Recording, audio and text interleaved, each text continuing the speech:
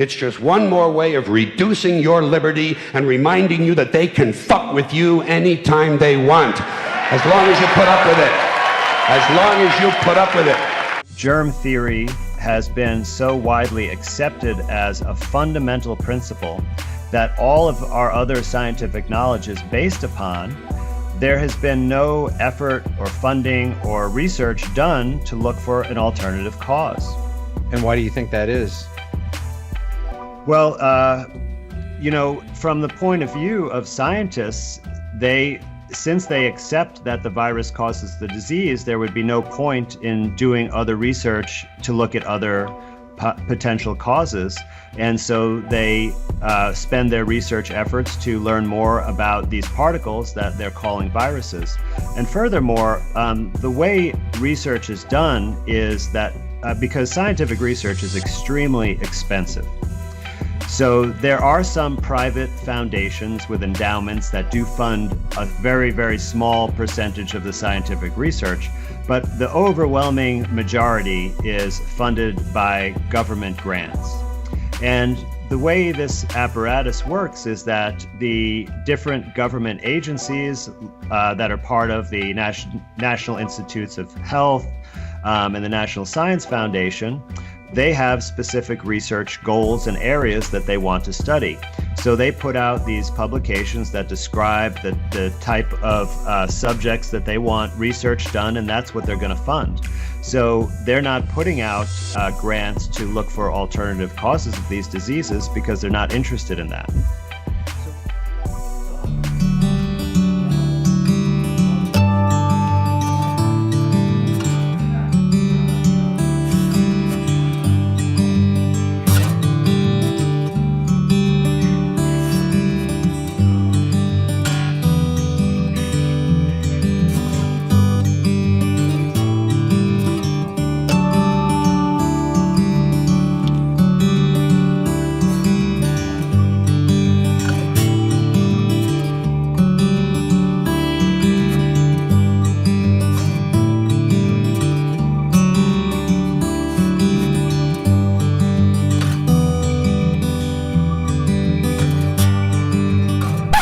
Did you know that in China, pregnant women are required to wear special shielded clothing that protects their unborn children? I didn't either. Protect them from what? This apron, commonly used by pregnant Chinese women, uses special fabric that shields the embryo from RF or microwave radiation, like the kind that comes out of your cell phone and Wi-Fi routers. Did you know that in Israel, the parliament approved a bill requiring all cell phones for sale have this label? Warning. The health ministry cautions that heavy use and carrying this device next to the body may increase the risk of cancer, especially among children. I didn't know that, nor did I know that in 2011, the World Health Organization reclassified RF radiation, or microwave radiation, as a Class 2B carcinogen. Ever heard of a guy named Charles M. Higgins?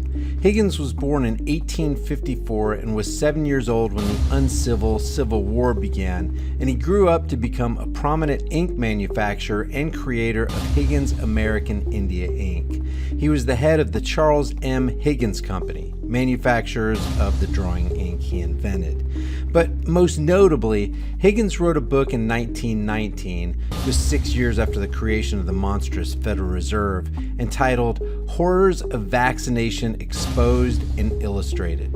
Now, I'd venture to say that most people have never heard of him or his carefully researched anti-vaccination work. But this guy, as you'll see, had his finger on the pulse of what was going on in the medical practice of his day. And the way he writes, you'd almost swear he had a crystal clear glimpse into our future. This profusely illustrated early treatise on the horrors of compulsory vaccination was first published in 1920, just 9 years before the Federal Reserve initiated the Great Depression. Higgins believed mandatory vaccination to be a legal atrocity and a gross violation of basic American rights. He he set out to detail, as the introduction notes, quote, many shocking facts, proofs, and exhibits which I have been collecting for years and which, as now massed in the petition and its illustrated supplement, can, I think, leave no doubt in the mind of any reasonable man or woman that compulsory vaccination should be immediately abolished and that its continuation with these proofs against it would be a most gross medical blunder and malpractice and a grave violation of the basic American principle of inherent individual rights. He began his book with this first sentence of the introduction.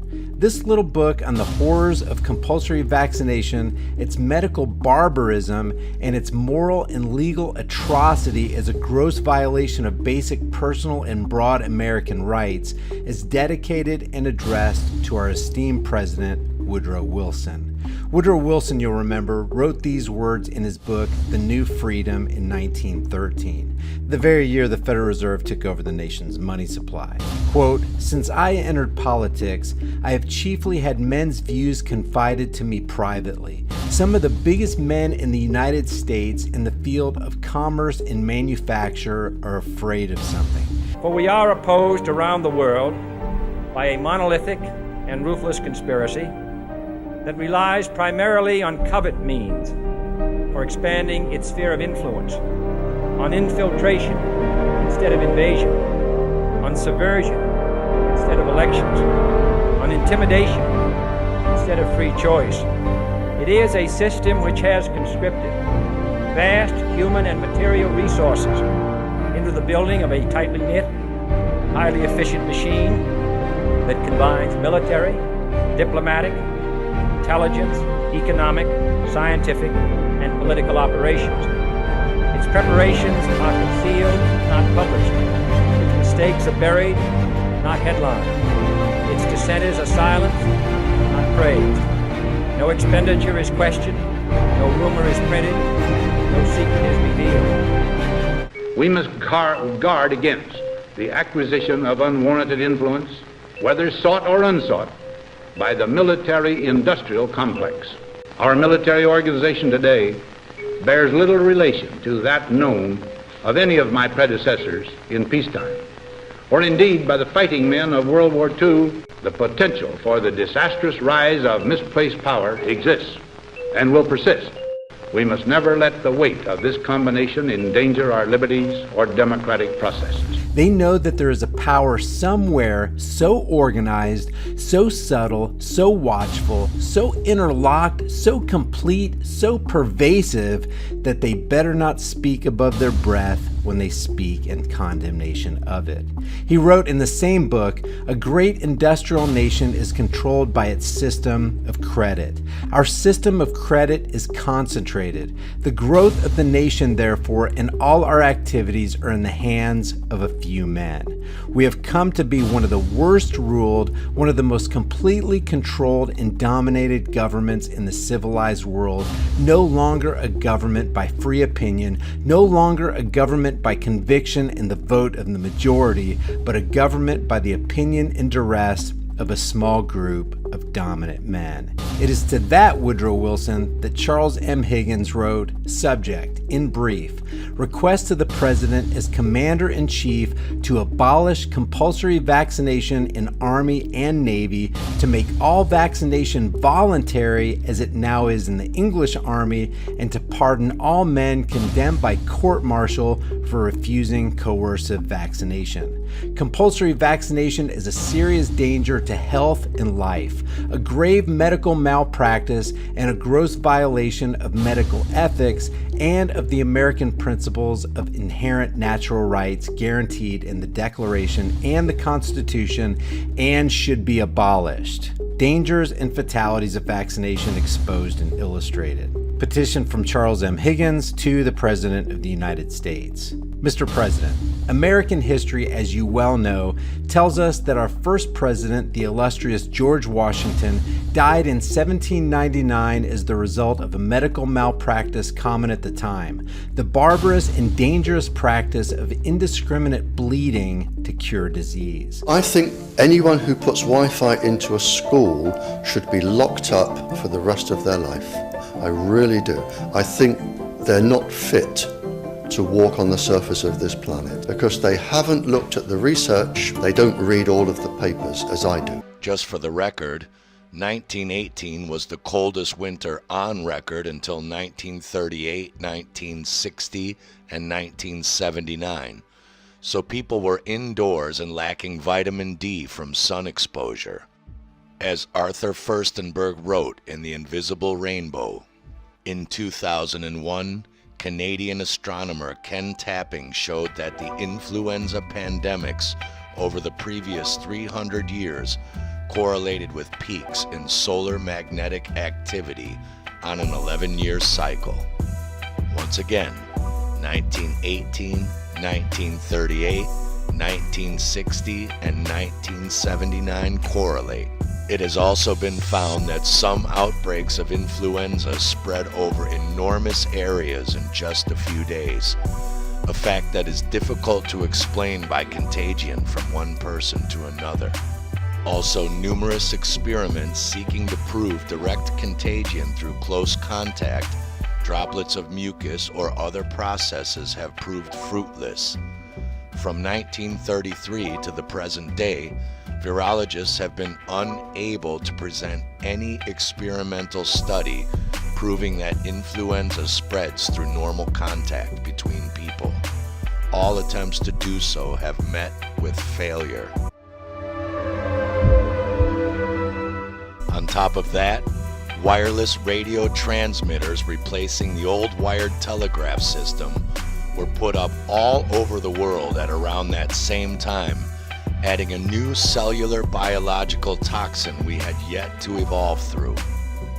To add insult to injury, after Bayer lost its aspirin patent in 1915 and the great aspirin and phenol wars began, chemists were pressing millions of aspirin in powder pills, and people were popping them like candy for the flu, unaware that fever is essential for removing cellular toxins from the body, and stopping that fever can mean death, never mind the other obvious health risks of overdosing on aspirin.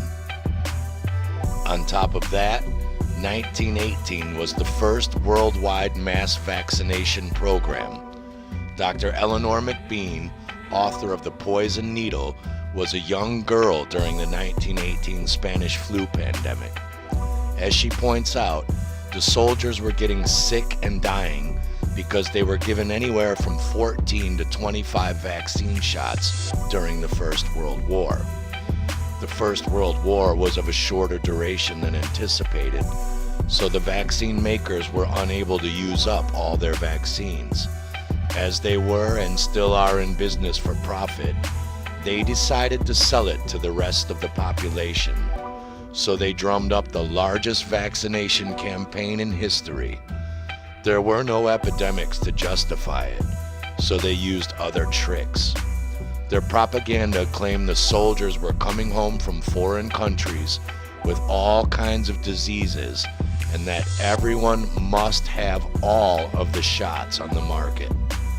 The people believed them because, first of all, they wanted to believe their doctors, and second, the returning soldiers certainly had been sick and dying.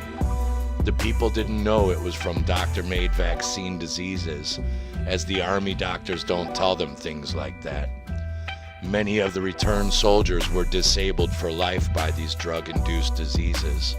Many were insane from post-vaccinal encephalitis, but the doctors called that shell shock, even though many of the soldiers had never left American soil. Only an alert and knowledgeable citizenry can compel the proper meshing of the huge industrial and military machinery of defense with our peaceful methods and goals.